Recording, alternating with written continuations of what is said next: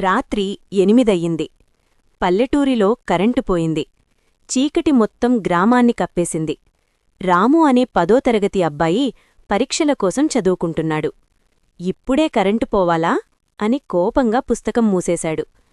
అమ్మ చిన్న నూనెదీపం తీసుకొచ్చి అతని ముందుంచింది. ఇదిగో చదువురా అంది. రాము నవ్వుతూ, అమ్మా, ఈ చిన్న దీపంతో నేను ఏమి చదువుతాను? ఇది ఏమి వెలుతురిస్తుంది అన్నాడు.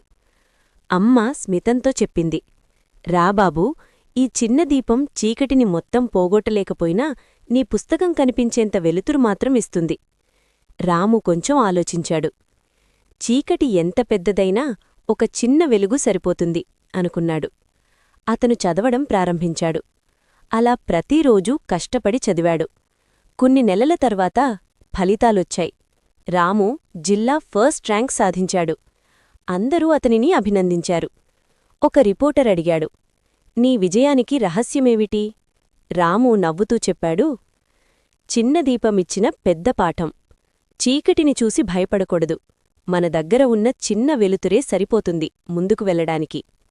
నీతి: జీవితంలో సమస్యలు చీకటిలా ఉంటాయి.